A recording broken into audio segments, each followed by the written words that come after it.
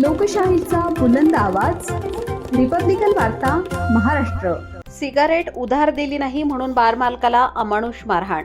मारहाणीत बार मालकाचा मृत्यू। चाकूर तालुक्यातील नायगाव येथे घडली घटना सीसीटीव्ही कॅमेऱ्यात कैद।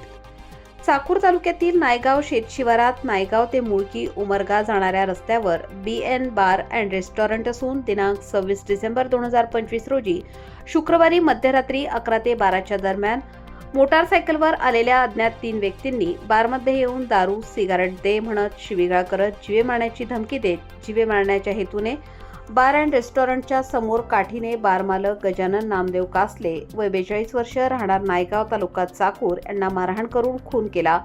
तर या मारहाणीत अजय भरत मोरे वय 28 वर्ष राहणार नायगाव यांच्या डोक्यात व शरीरावर काठीने मारून गंभीर जखमी केले।